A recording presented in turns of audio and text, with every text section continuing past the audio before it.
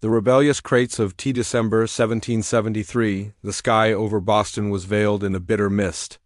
The winds howled from the harbor, carrying the salt of the Atlantic and a piercing chill into every narrow alley of the city. Snow rested atop the sloped wooden roofs, blanketing the town in white silence, as if nature itself was holding its breath, waiting for a storm not of weather but of history. In a dimly lit back street tucked away from the glowing lanterns stood a modest tavern known as the Green Dragon. To a passerby, it was merely a place for rum and gossip, but behind its wooden doors, fires of resistance were burning. This was the secret meeting place of the Sons of Liberty, men not born for war, but called to defiance. They were carpenters, printers, lawyers, merchants, common men bound together by an uncommon rage. At the head of a worn oak table sat Samuel Adams, a man small in frame, yet commanding in voice and presence. His eyes were fierce, his tone unwavering.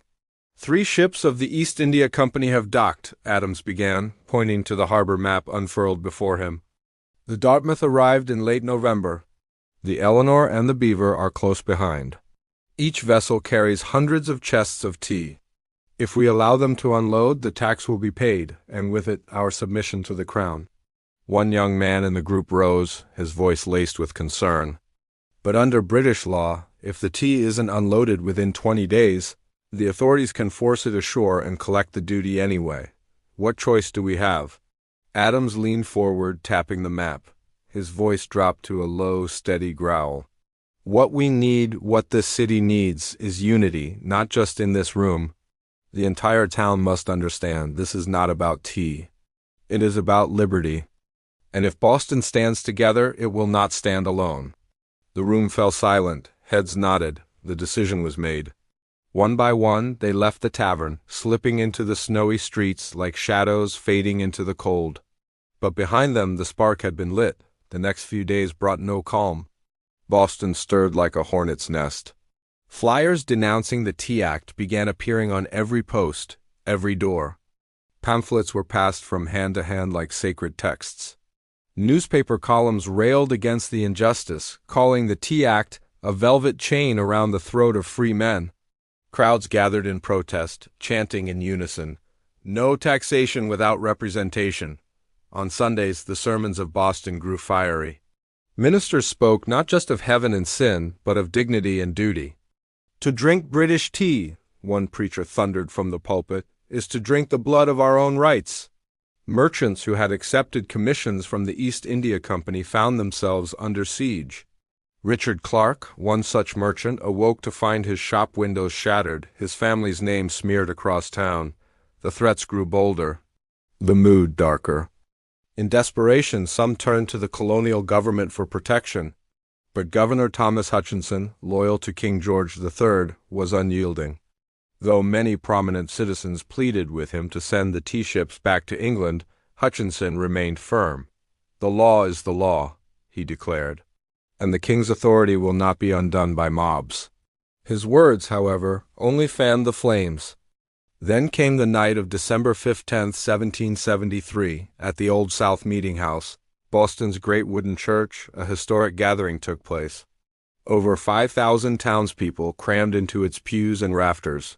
Farmers, dock workers, lawyers, mothers holding children, all packed shoulder to shoulder, driven by something greater than anger, conviction. On the raised pulpit stood Samuel Adams once more. His figure was calm, but his voice thundered. "We have written to the governor," he proclaimed. "We have appealed to reason.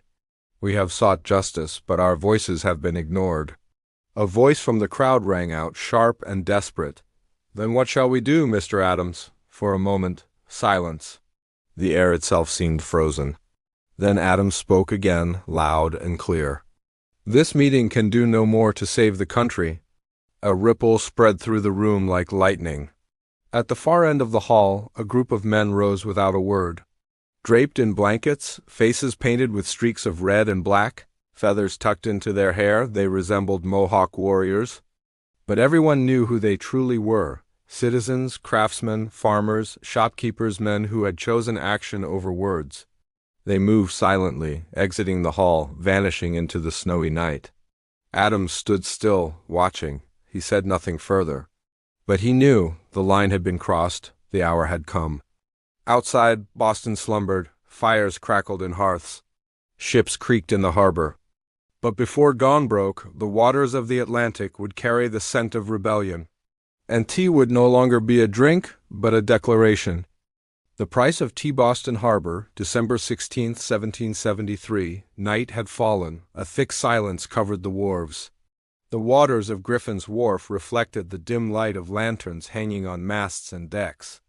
Only the distant sound of waves lapping against the hulls and the soft creak of dock lines disturbed the darkness. But Boston was not asleep. From the alleys near the waterfront to the foot of the Old South Meeting House, hundreds of men had quietly mobilized. They were not soldiers in uniform, nor officers in command. They were shopkeepers, blacksmiths, and farmers disguised in the attire of Mohawk warriors. Their faces were smeared with soot and paint. Their eyes gleamed not with anger, but with calm and purpose. At the head of the group was George Hughes, a shoemaker with a quiet voice but steady hands. He held an axe, not to harm anyone, but to strike at the cargo that symbolized tyranny. "Remember," said one man in a hushed tone, "no theft, no damage to the ships. We are not vandals, we are sons of this land. And this tea is the king's chain." The crowd murmured its agreement.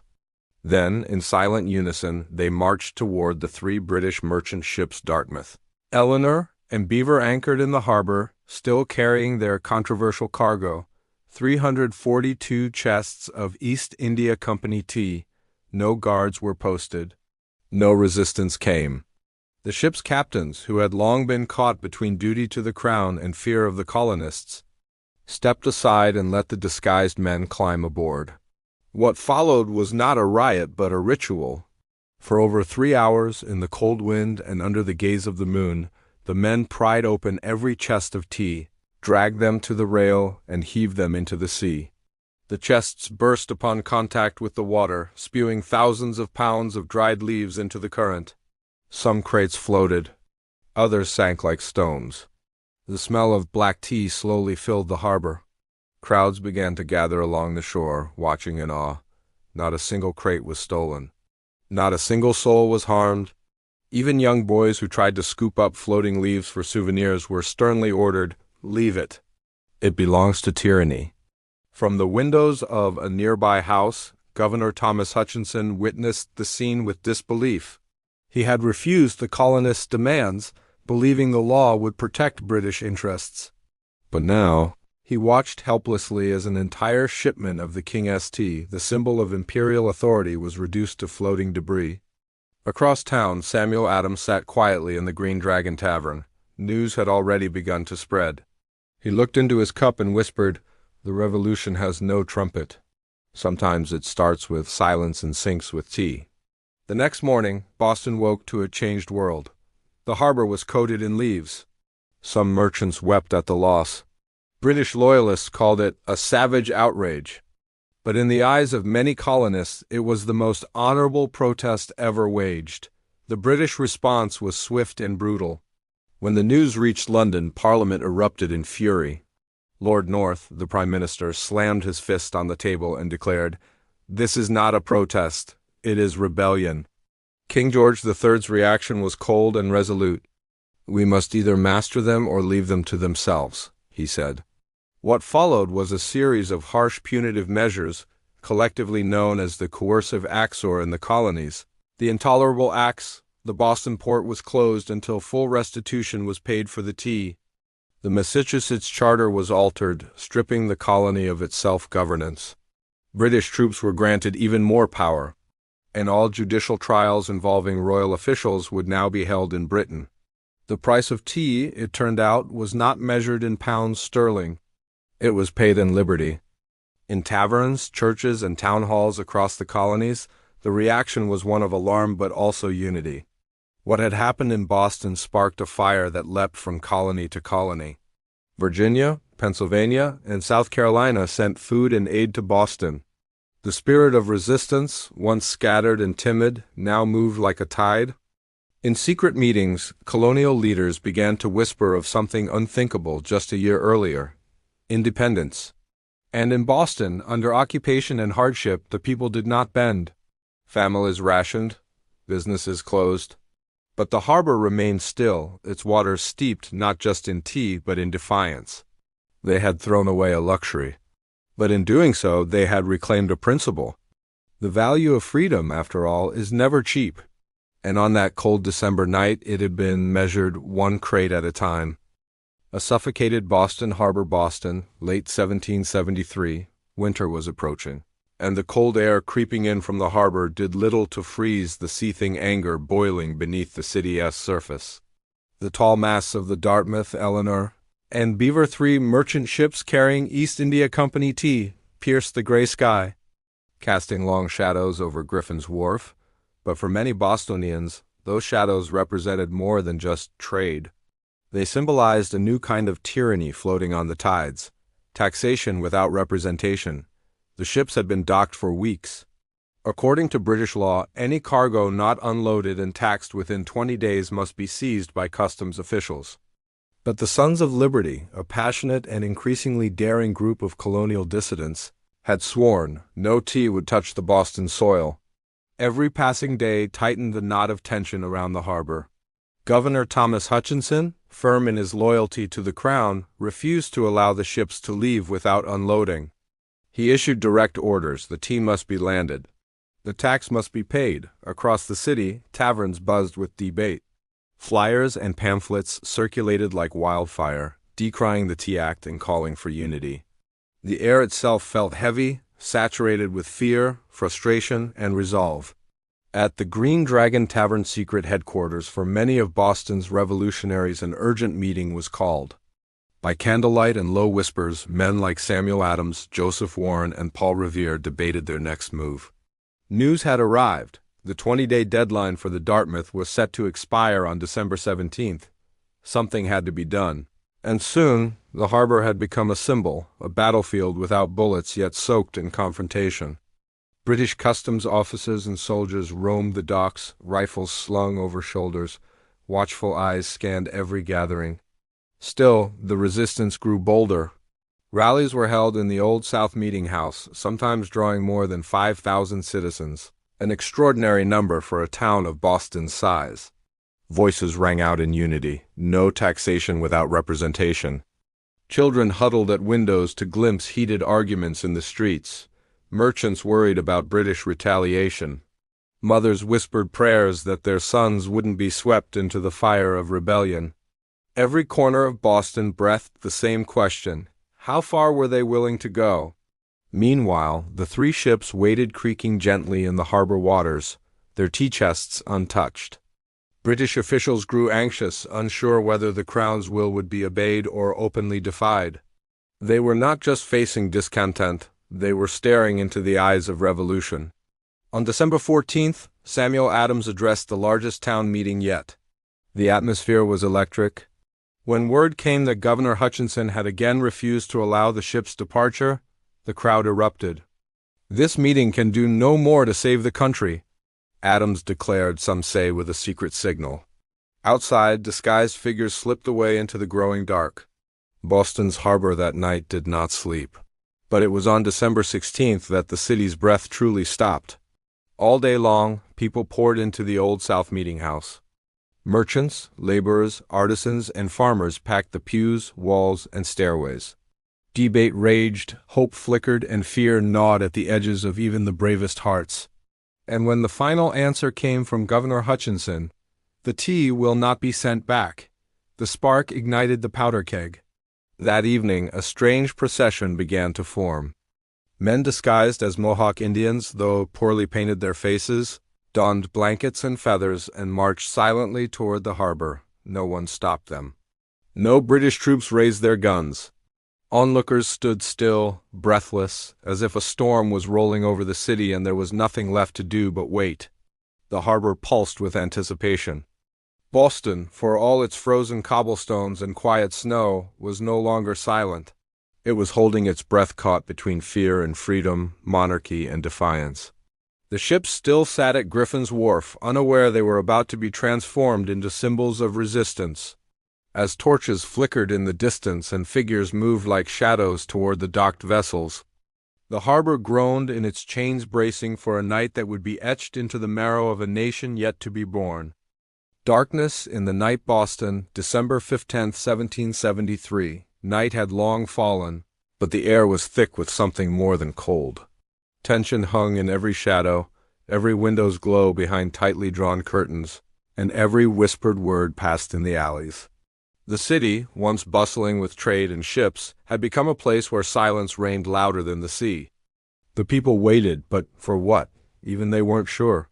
A verdict? A spark? A battle? Inside a dimly lit back room of the Green Dragon Tavern, Samuel Adams leaned over a crude map of Boston Harbor. Around him were a dozen men artisans, printers, dock workers, and a few sons of wealthy merchants united not by class but by fury. The latest news had come that Governor Hutchinson would not allow the tea ships to depart, nor permit the tea to be returned to Britain. The deadline for the tea tax was near. If the tea was not offloaded by the 17th, it would be seized and tax setting a deadly precedent. Samuel's eyes scanned the room. "Gentlemen," he spoke low, "we're out of time. If we let that tea touch the shore, Parliament wins. Every colonist loses." Paul Revere, his fingers blackened with ink from a day's worth of printing warnings, stood. "Then we make sure it never touches the shore," he said, voice like steel. There was a silence, then a murmur of assent. They had crossed many lines already, but this would be different. This would be unmistakable. That night, as the city pretended to sleep, men moved like ghosts. Disguised as Mohawk Indians, not to mock, but to protect their identities and echo a symbol of American liberty, they slipped from homes, shops, and farms. More than 100 strong, they did not carry swords nor seek blood. Only purpose. Young Edward Longfellow, barely 16, fastened his father's old hunting belt around his coat. He had begged to join. "For my future," he told his mother, who wept but let him go. In the chill, his breath came in clouds, but his heart burned like coals. He joined a group marching silently down Milk Street, heading toward Griffin's Wharf. No drums. No songs, only the crunch of boots on snow. Along the waterfront, the ships lay still. Dartmouth, Eleanor, Beaver. 3 massive hulls full of East India Company tea, watched over by customs agents and royal guards.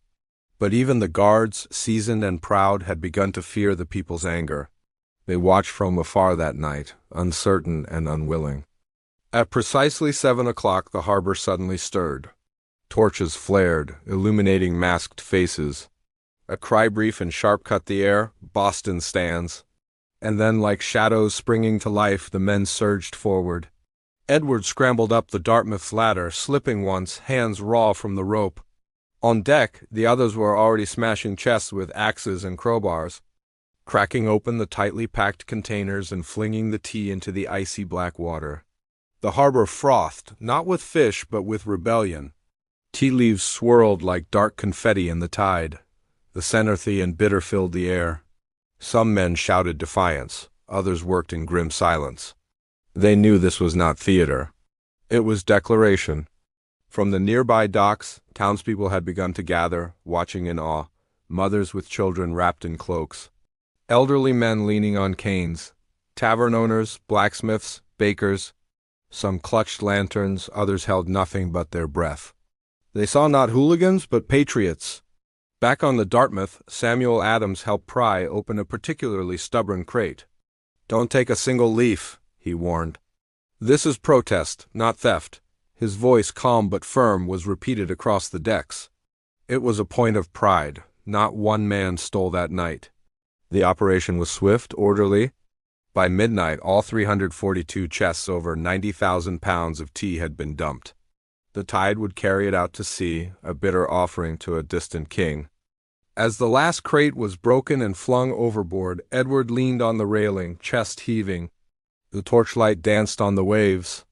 Around him, men removed their disguises and began to quietly disperse. No one cheered, no one waited for applause. They had come, done their duty, and would return to their lives. But none of their lives would ever be the same. Back at the Green Dragon Tavern, Samuel Adams wiped his hands and stared into the fire. "This night," he said softly to no one in particular, will echo across the seas. Indeed it would. By morning, the British authorities were enraged.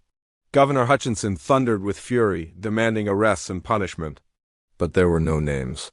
No confessions. The participants were bound not only by secrecy, but by something greater conviction. Edward returned home just before dawn. His coat was soaked, his hands bruised, but his eyes gleamed with something his mother had never seen before. Resolve. She didn't ask what he had done. She only kissed his forehead and silently prayed for the future he had stepped into. In London, news of the destruction would arrive weeks later, shocking, outrageous, unbelievable. The king's ministers would demand retribution. Parliament would pass the coercive acts, seeking to crush Boston's spirit. But they misunderstood. They thought they had seen darkness that night in the harbor. They had only seen the spark. The real darkness, the one the British feared most, was the one growing in the hearts of men like Edward, like Paul, like Samuel. A darkness not of evil, but of unwavering defiance, a night that would lead to dawns of revolution. As Boston slept uneasily in the days that followed, tea still clung to the piers and washed up along the shore. Children played with soaked leaves, unaware they were touching history. The harbor, once a symbol of trade and prosperity, had become a silent battlefield. And beneath that calm surface something stirred. A nation, still unborn, had begun to breathe. Tea adrift on the sea, the night wind howled across Boston Harbor as the clock neared midnight on December 16, 1773. The sea was black as ink, its gentle waves reflecting the flicker of torchlight from the shore. 3 merchant ships, Dartmouth, Eleanor, and Beaver, lay silently at anchor, their holds packed with crates of East India Company tea that had yet to be unloaded. On the shore, a crowd of more than 100 people stood in near total silence, as if the entire city were holding its breath. These were not ordinary protesters. Most were craftsmen, small shopkeepers, dock workers. Some were ordinary citizens. Others belonged to secret groups like the Sons of Liberty. Draped in old blankets, burlap, and animal pelts, their faces painted, heads wrapped in cloth, they had disguised themselves as Mohawk natives. Not a word was spoken. They all understood. Tonight was no longer about petitions or pleas. Tonight was about action. From the Old South Meeting House, Samuel Adams emerged into the cold night, his face set in grim determination. The hours-long town meeting had just concluded with a cryptic but unmistakable remark: "This meeting can do nothing more to save the country." It was not an explicit order, but everyone understood. It was the signal. A plan long in the making was now in motion. Moments later, a sharp whistle pierced the still air, and the Indians began moving toward the docks. In well-practiced silence, they boarded the ships without resistance. The sailors stood aside, some even held up lanterns to light the way. No one dared interfere. The raiders worked quickly and in perfect coordination. Axes and hooks were used to pry open the wooden crates. One by one, each chest of tea, hundreds of them, was hoisted and dumped overboard into the dark sea.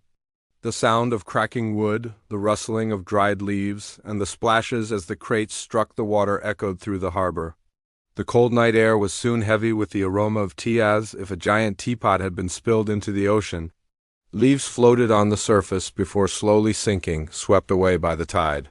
For over 3 hours, the operation continued with calm precision. No one stole a single bag of tea. No one damaged the ships.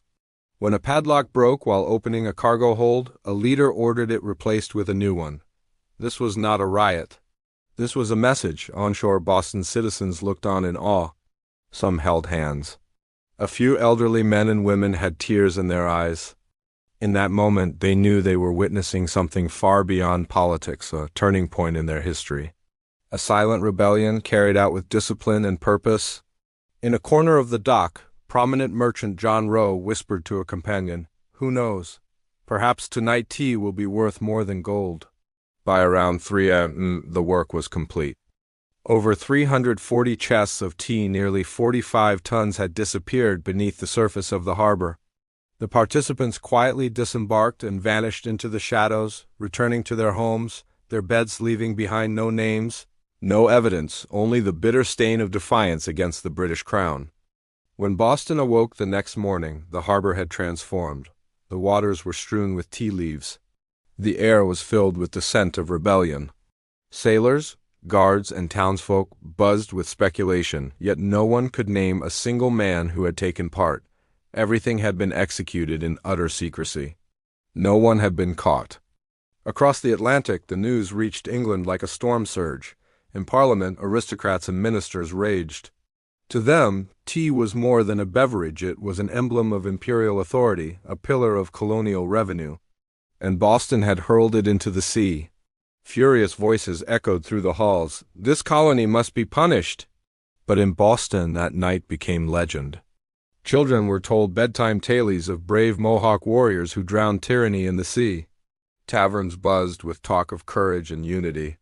And above all, a new spark had been lit, not just in opposition to attacks, but in yearning for liberty. The wrath of the crown. In the wake of the Boston Tea Party, the British Empire trembled not with fear, but with rage. Word of the colonial defiance traveled across the Atlantic faster than the trade winds, carried by the pens of merchants, soldiers, and spies. When King George III received the news in his royal chamber at St. James's Palace, his face turned pale with fury. The crown had been insulted, its authority mocked. Its precious commodity had been dumped into the cold waters of Boston Harbor by a mob in disguise. "How dare they?" the king thundered. It was not just the loss of tea. Parliament convened in haste. The mood in London was grim, unforgiving. The men who sat in Westminster were not just legislators now, they were men called to vengeance. Lord North, the Prime Minister, pounded his fist on the table. "We must restore order or we shall lose all." And so the hammer fell.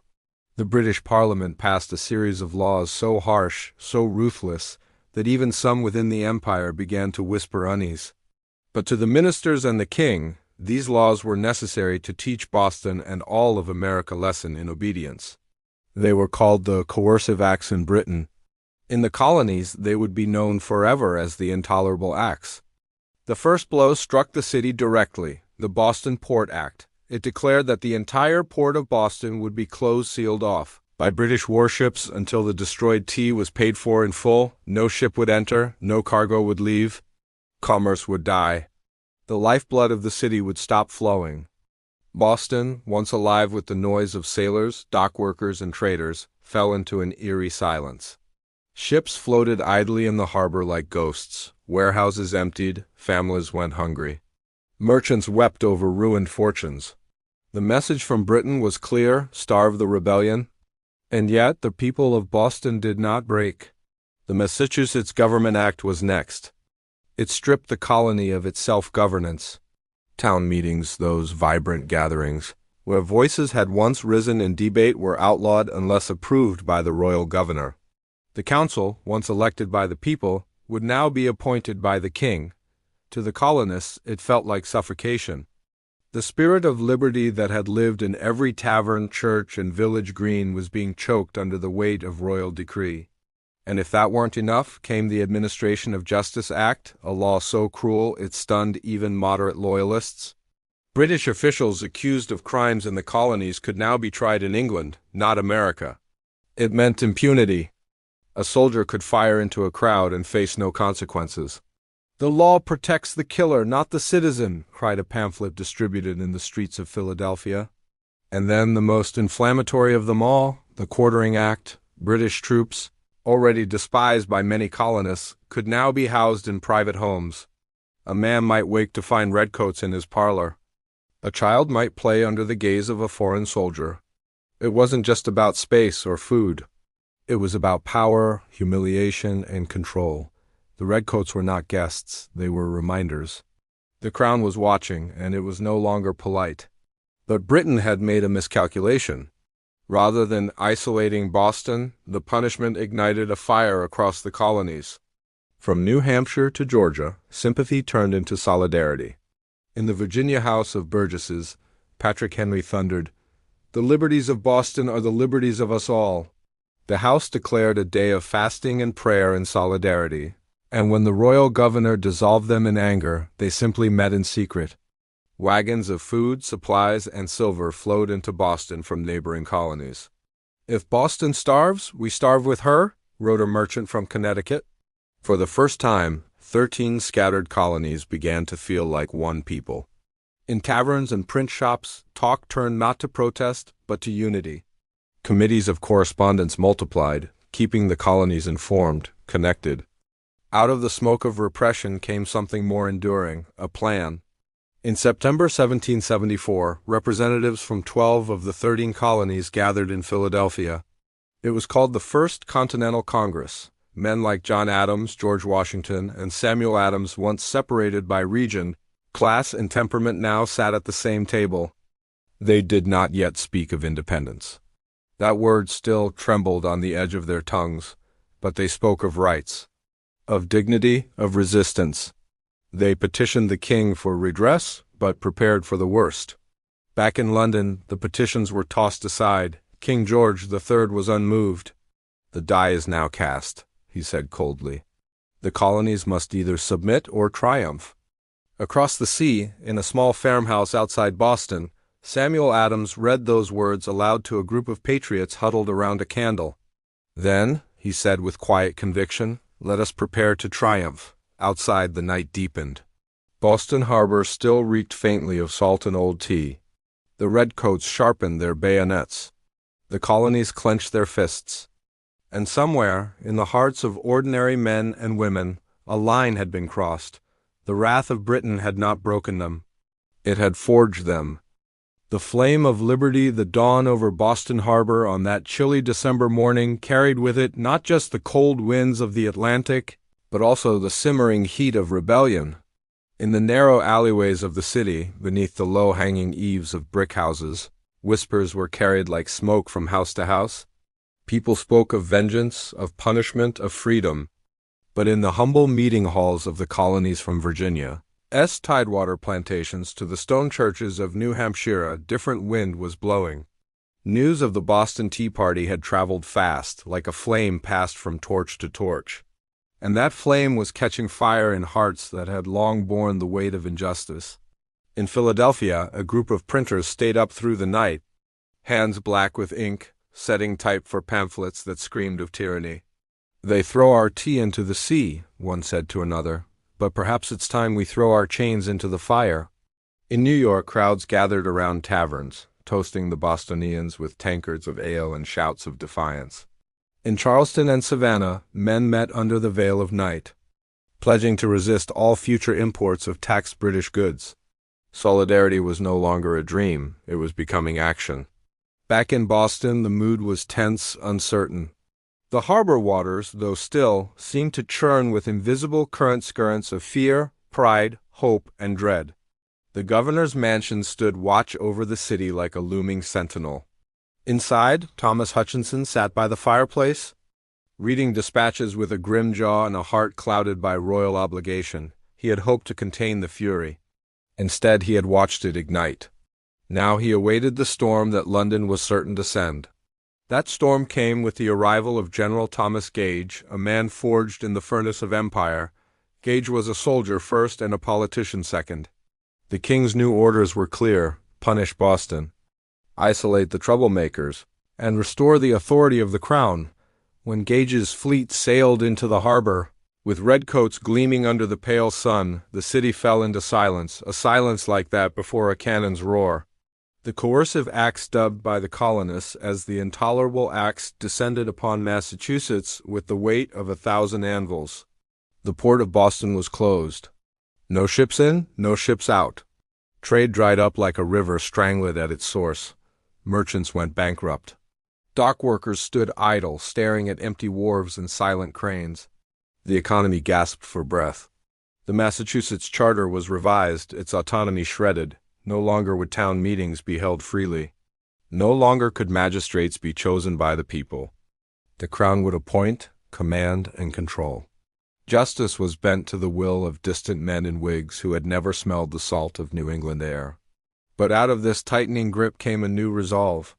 It began quietly with letters exchanged between colonial assemblies, with preachers railing in Sunday sermons about God's people under Pharaoh, with small gatherings of farmers, smiths, and teachers agreeing that liberty, not loyalty, must be their guiding star. Then came the First Continental Congress in Philadelphia. It was the first time such a body had convened, not as subjects of the king, but as delegates of free communities. Men like Samuel Adams, John Dickinson, Patrick Henry, and George Washington arrived with different views, but shared purpose. The room pulsed with words: resistance, boycott, unity. They did not yet speak of independence, but they spoke of rights, of laws, of a people who would not bow. A declaration was drafted. It called upon King George to repeal the unjust laws. It spoke of Englishmen born on American soil who demanded the same dignity as those in London. It warned that continued oppression would not be tolerated. The Congress also organized a new economic weapon, the Non-Importation Agreement. Goods from Britain would no longer be bought. American hands would clothe American backs. As couriers rode out from Philadelphia to every colony bearing word of this united stand, something remarkable happened. A sense of identity began to form, not just as Virginians or New Englanders, but as Americans. In taverns and town greens, people read the Congress's declarations aloud by candlelight, and each time they did not merely nod, they cheered. In Boston, where hunger gnawed and fear stalked every street, the knowledge that their suffering was not in vain became a light in the dark. Aid began to arrive. Wagons rolled in from other colonies carrying flour, salt, and pork. Letters of support lifted spirits. Ministers preached endurance. Mothers taught their children why the tea was gone. And fathers joined militias training in secret fields beyond the hills. And in this crucible, something extraordinary happened. The people began to see themselves not as rebels, but as patriots. As the seasons turned, the flame of liberty, once just a spark in a harbor, spread across the 13 colonies like wildfire. Farmers who had never held a musket now drilled with purpose. Merchants who once prized profit now swore off British goods. Even loyalists found themselves questioning the righteousness of an empire that punished without listening. And through it all, Boston remained the symbol, the ember that refused to die, the spark that leapt from hand to hand. As one New Hampshire blacksmith wrote in a letter to his brother, "Boston's chains are heavy, but they have forged our hearts into steel." That steel would soon be tested in blood, in fire, in revolution. But for now, as the lanterns were lit in windows across the land, and as the stars hung over silent fields, a new song began to rise, a song of hope, of unity, and of a nation yet to be born. The flame of liberty burned on, and it would never be extinguished.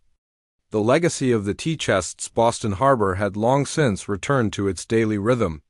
The cries of seagulls, the creaking of ships swaying gently at anchor, and the bustling voices of traders echoed as if the December night had never happened.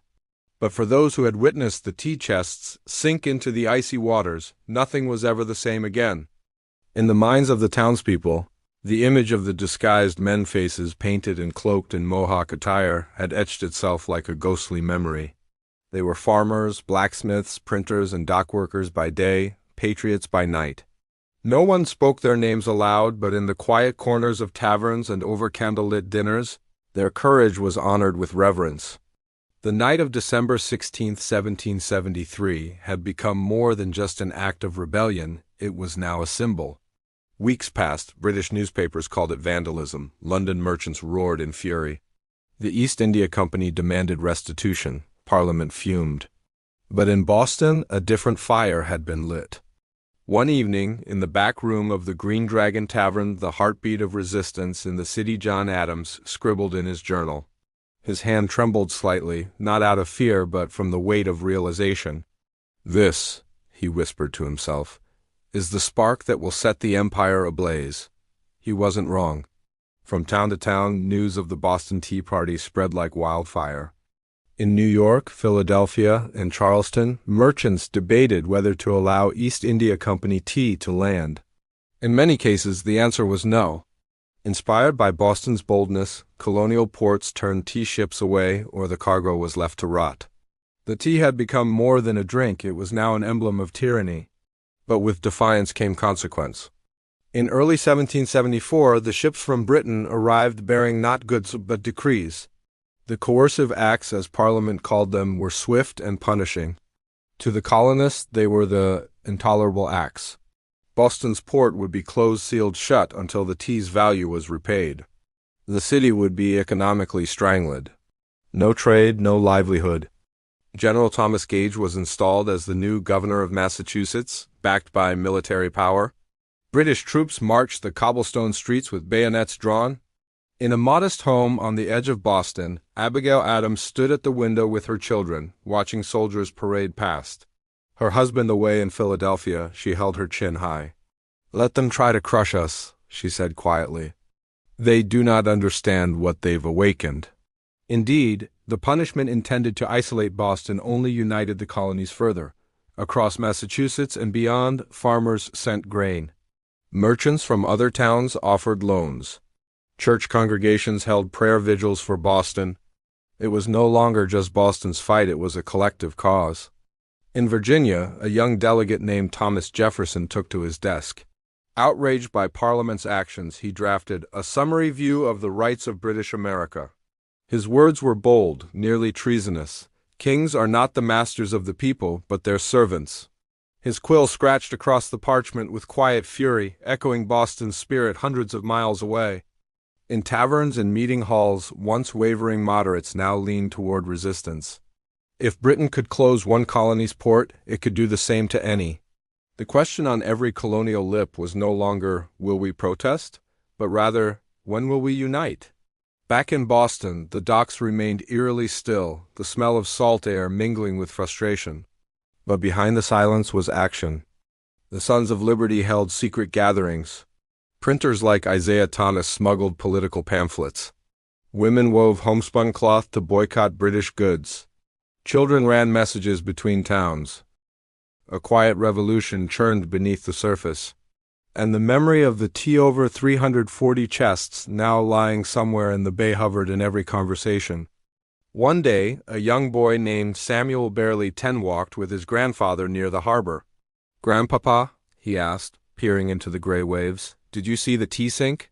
The old man, who had watched from the shadows that night, smiled softly. "Aye, lad. It wasn't just tea we threw, it was fear, it was silence." "It was chains," Samuel frowned. "Will it ever come back?" His grandfather's eyes gleamed. "Not if we keep fighting." The tea was just the beginning. By late 1774, in a hall in Philadelphia, delegates from 12 colonies gathered the First Continental Congress. The room buzzed with tension and hope. Men who had never met before now stood shoulder to shoulder, debating, drafting petitions, building unity. From Georgia to New Hampshire, they agreed. An attack on one colony was an attack on all. And though war had not yet come, its shadow loomed larger every day. Meanwhile, back in Boston, the harbor remained closed, the economy suffocated. But the people refused to break. In secret, they trained militias. They sharpened muskets, they prepared. All because of tea. The Boston Tea Party was never meant to end empires. It wasn't orchestrated by generals or kings. It was ordinary people fed up with being ignored, who took to the harbor under moonlight and said, "No more." Their protest made no grand speeches. It sang no anthems. It spoke through the splash of chests hitting cold Atlantic waters. But that night had carved itself into the bones of a nation yet to be born. Years later, when the war was over and the Treaty of Paris was signed, a new republic emerged from the ashes of rebellion. Its capital would not be London. Its laws would not come from Parliament. And in its memory would live the image of those chests of tea lost to the sea, but never forgotten. The legacy of the tea chests was not their cost in pounds or pence. It was the price that a people were willing to pay for freedom.